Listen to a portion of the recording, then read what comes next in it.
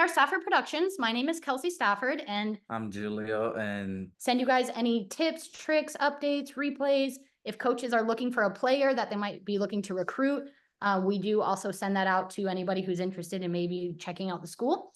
So yeah, join our email list so you never miss out on anything. Everything that we're going over today in the webinar is already on our Instagram page.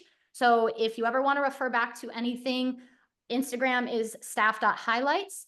And then we also have a YouTube channel. So if you do want to subscribe, and if we do college tours, if we do any interviews with coaches, if we do anything such as like vlogs of where we're going, who we're meeting, all goes on our YouTube channel. So feel free to subscribe to that as well so you don't miss out on any of that. So the 6 ways to get recruited to play college athletics. Oh gosh, train hard every single day. You should be doing something every single day to improve one aspect of your game, no matter what it is: gym sessions, fitness, technique, skills, plyometrics, explosions, mentality. It's not on there, but mental toughness, confidence, things like that. Doing something every day. You must have the skills and technique needed to play at the next level. Julio will say this, and I'll give him in just a second to speak about it, but you should be thriving or almost at the top of your game to get to the next level that you want to go to. yeah, and that's the reason why coaches, they're recruiting people that not only can perform at that level but can overperform. It's super simple, if you're playing academy right now and you're trying to play college, you have to be performing well there or overperforming in order to be recruited in a college level or in a pro level. It's just as simple like how it works. So it is something that you guys have to make sure that every little detail you guys are taking care of, and that's how you get recruited, basically. The next one's get good test scores. All throughout your 4 years of high school, you should be at the top of your athletic career.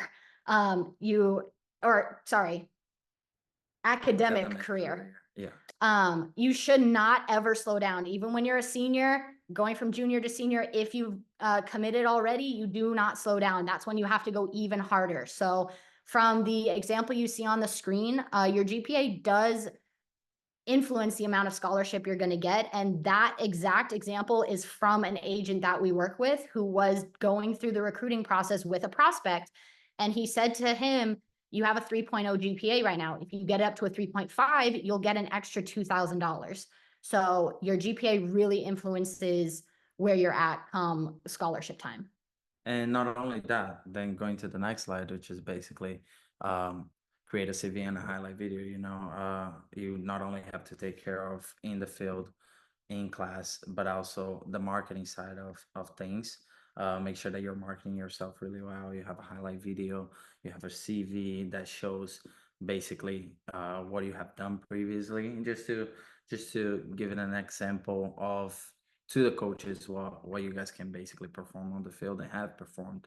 And here's a little examples of things that you guys can add to a CV, and examples what you can do in a highlight video to make it look good.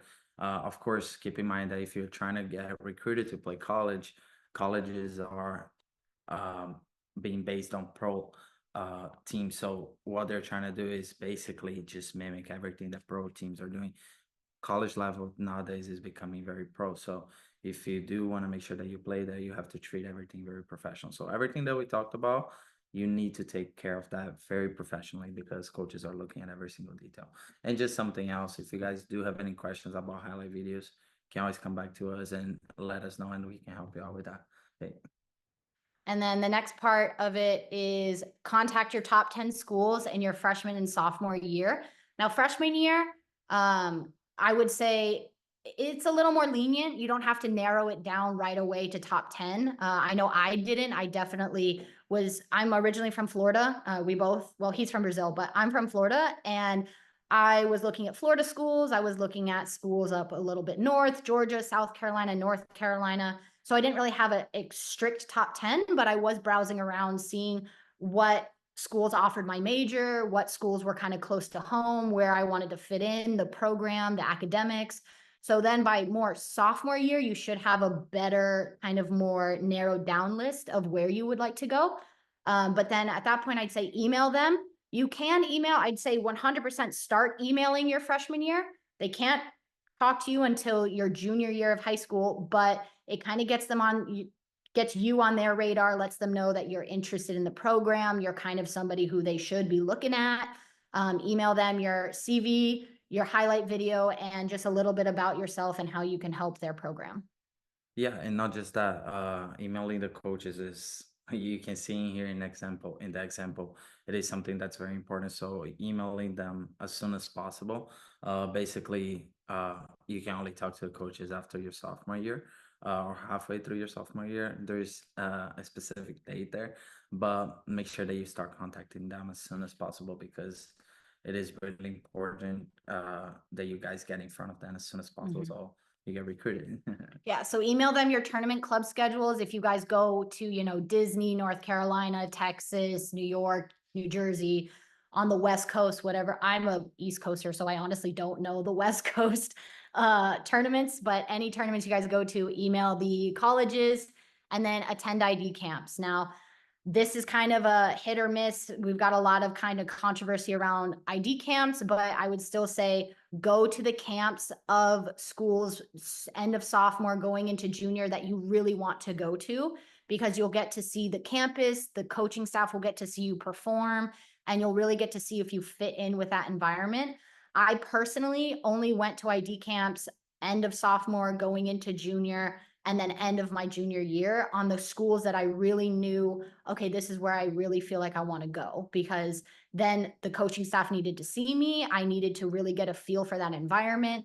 And some of the ID camps were like 3-4 days long, like over the weekend. So I needed to see how I would be there on my own, if I liked where I was, like in the city, in the atmosphere. So I would say if you want to attend as many ID camps as you like, go for it, but just kind of feel it out. Yeah, yeah.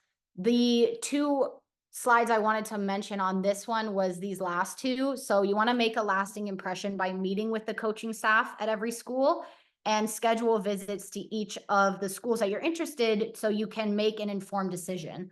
A lot of people just, at least some of the athletes that I speak to, they're kind of just going at the athletic side of it, and they maybe haven't gone to actually visit the campus. And that's so important that you kind of go to the campus and see where you're at, because you're going to spend 4 years there. So you really need to be sure that that is where you want to spend 4 years, or you'd have to enter the transfer portal, and that's just a whole different can of worms. So just make sure that you're going and you're making an informed decision and you're making a really good first impression. Yeah, and not just that, then we go to the next slide, which is be consistent. It's really important to be consistent, especially because everybody wants to play college, everybody wants to play pro. So you have to be consistent in what you do, not only on the field, not only in class, but also reaching out to them. And by that I mean via email. Sometimes you can find their contact number on LinkedIn, Instagram, Twitter. check your contacts. If there are agents that you can try to work with in order to get to reaching out to that coach, just be consistent and try every single avenue that's possible to help you to get in contact with that certain school or team that you want to play.